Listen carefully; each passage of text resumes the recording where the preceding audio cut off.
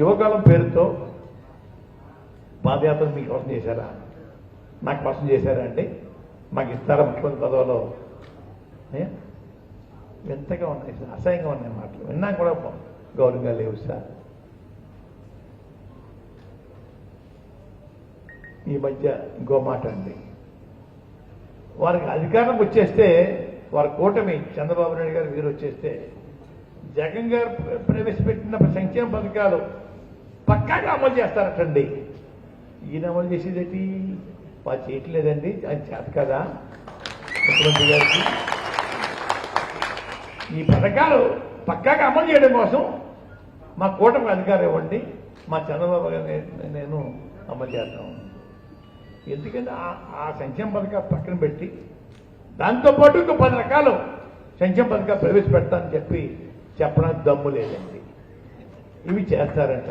ఇవి చేయడం కోసం ఆయన అవసరం ఉందా మనకంటే? ఇప్పుడు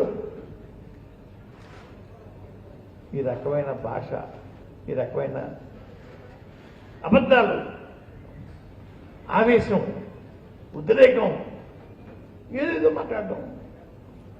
మన దగ్గర పనిచేసే మనిషిని కూడా కాలేసి భూములు తొక్కేస్తానని చెప్పి మాట్లాడలేము. గౌరవ ముఖ్యమంత్రి గారిని పీకెట్టి ఎంత తొక్కేస్తారట ఆయన. ఎంత అసహ్యంగా మాట్లాడతారు మన తాడపల్లిగూడ మీటింగ్లో. దారుణంగా ఎవరన్నా పడతారా సార్? ఆ మాట అంటే కాల్ తీసేస్తాడు ఆ మనిషి. అలాంటిది ముఖ్యమంత్రి గారిని అగౌరవమైన భాషలో మాట్లాడడం ఎంతవరకు సబు ఆలోచించారు. చలో తుక్కుగూడ హైదరాబాద్ లో కాంగ్రెస్ పార్టీ జాతీయ మేనిఫెస్టో విడుదలకు ముఖ్య అతిథులుగా విచ్చేస్తున్న కాంగ్రెస్ అగ్రనేతలు శ్రీ రాహుల్ గాంధీ, శ్రీమతి ప్రియాంక గాంధీ గారులకు పీసీసీ ప్రెసిడెంట్ ముఖ్యమంత్రి శ్రీ యనమల రేవంత్ రెడ్డి, ఉప ముఖ్యమంత్రి శ్రీ మల్లు బట్టి విక్రమార్క మరియు మంత్రులకు స్వాగతం. తెలంగాణ జనజాతరకు కదలిరండి తెలంగాణ ప్రదేశ్ కాంగ్రెస్ కమిటీ. గౌరవప్రదమైన భాష మాట్లాడి గౌరవప్రదమైన రిప్లై ఇవ్వాలి తప్ప ప్రజలకి ఇదా సార్ మాట్లాడేది? ఆలోచించండి అయ్యా. ఇంచుమించుగా 20 ఎన్నో సీట్లు ఉన్నాయంటున్నారు. అవి కూడా త్యాగం చేసేసి పార్టీ క్లోజ్ చేసేస్తే బెటర్ ఏమో నాకు అనిపిస్తా ఉన్నాను.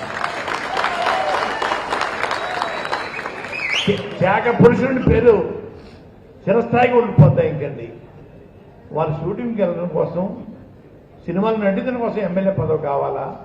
ఈ ఎమ్మెల్యే పదవితోటి ప్రజలకి సేవ చేసే మనిషిని దూరం చేయడం సబువా? వీరేమో షూటింగ్లో ఉంటారండి, చుట్టూరు బౌన్సర్లు ఉంటారండి. ఒక్క మనిషి 50,000 రూపాయలు జీతం అంట. 2 కేజీలు కోడి మాసం తింటాడు వచ్చి ఆ బౌన్సర్లు. అటువంటి వాళ్ళని చుట్టూ పెట్టుకుంటే ఓటేసిన ప్రజలకి వీళ్ళు ఏం సేవ చేస్తారు చెప్పండి సార్? సేవ చేసే పరిస్థితి లేదు.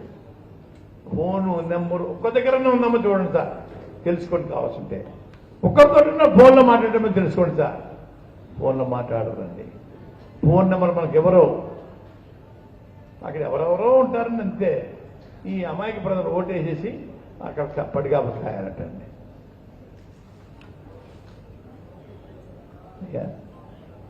ఇది వారు మాట్లాడే విధానం. వాళ్ళకి ఎమ్మెల్యే పదవి కావాలండి. మనమందరం కూడా ఈ పార్టీని 2024లో ప్యాక్ చేసేసి పంపించేస్తేనే రాష్ట్ర ప్రజలు బాగుంటారన్నయ్యా.